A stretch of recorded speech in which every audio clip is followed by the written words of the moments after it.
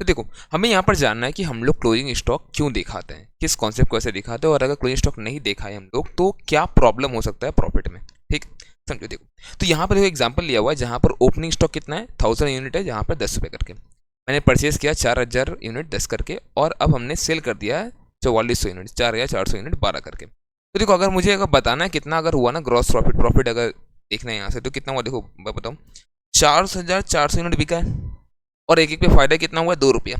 तो हमें ही पता है यहाँ पर जनरली अगर निकालना अगर है ना 4400 इंटू 2 कितना होता है, ये 8800 का प्रॉफिट आएगा।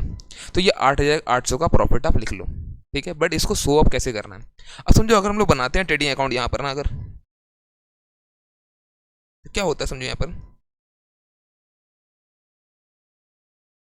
हम लोग बोलते हैं यहाँ पे टू ओपनिंग स्टॉक, हमारे पास कितना था 1000 इंटू 10,000 था, हमने परचेज किया कितना का, परचेज किया 4000 इंटू 10, ठीक है, 40,000 का।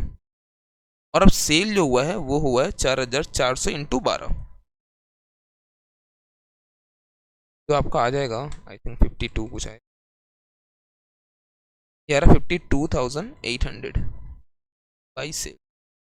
अब समझो अगर हम लोग नहीं दिखाते हैं क्लोजिंग स्टॉक तो प्रॉफिट कितना क्या आता है, तो प्रॉफिट हमारा जो जीपी आएगा, मानता हूँ अभी कोई और खर्च नहीं है, मान लो विजिस वगैरह कुछ भी नहीं है अभी फिलहाल, ठीक है। तो 52,800 माइनस ये आ रहा है 50,000, ये 2,800 का आ रहा है। अब बताओ क्या ये सही प्रॉफिट है, आपको ये पता सही प्रॉफिट नहीं है, तो फिर इसीलिए हम लोग को दिखाना पड़ता है क्लोजिंग स्टॉक। क्यों, समझो कि आपका ना रेवेन्यू और आपका एक्सपेंसेस मैच नहीं हो रहा है, मतलब आपने जितना यूनिट के रेस्पेक्ट में रेवेन्यू बुक किया है आपने उतना यूनिट का एक्सपेंस आपने ज़्यादा का बुक किया है। आप अगर ध्यान दो, आपने यहाँ पर 1000 यूनिट और यहाँ 4000, आपने टोटल 5000 यूनिट का आपने एक्सपेंसेस बुक कर लिया है। बट रेवेन्यू कितना का बुक हुआ है, रेवेन्यू सिर्फ बुक हुआ है आपका 4400 यूनिट का। अब आपके पास ऑप्शन क्या है, ऑप्शन आपको चाहिए कि यहाँ से आप परचेज से या फिर यहाँ से कहीं से आप अपना ये जो 600 यूनिट बिका आप हटा दो, या फिर एक काम करो आप डायरेक्टली क्या करो पता है, आप डायरेक्टली क्लोजिंग स्टॉक करके आप यहाँ से 600 यूनिट का हटा ही दो। तो 600 इंटू 12 कितना, 10 है ना, तो 10 6000। अब अगर आप निकालोगे ना तो यहाँ पर पता है क्या होगा, अब यहाँ पर हो जाएगा हमारा अब 8800 का प्रॉफिट जो आना चाहिए था। तो ये मैचिंग कॉन्सेप्ट होता है जिसके वजह से क्लोजिंग स्टॉक, सिंस देखो क्लोजिंग स्टॉक कोई ट्रांजेक्शन नहीं है, ये एक इवेंट है, हमारा एसेट बच चुका है, ये इवेंट। देखो हम लोग के पास अगर समझो ये 40,000 हम लोग परचेस किए, ये एक ट्रांजेक्शन है। अब समझो क्या होगा, नेक्स्ट डे फिर हम लोग करेंगे कुछ काम, तो जब नेक्स्ट डे फिर करेंगे ना तो फिर अगेन दो क्या होगा, हम लोग बोलेंगे टू परचेस हम लोग किए, लेट 10,000 परचेस किया हम लोग, ये मान लें यूनिट का अमाउंट चेंज नहीं हो रहा, 10,000 हमने परचेस किया यूनिट, तो 10,000 इंटू 10 आपने 1 लाख यहाँ परचेस करा, ठीक है। फिर आप दिखा दोगे कि मान लो सेल आपका हुआ है यहाँ पर 10,200 का, ठीक है, इंटू कोई भी अमाउंट होगा, मान लो 15 करके बेच दिया आपने इस पर।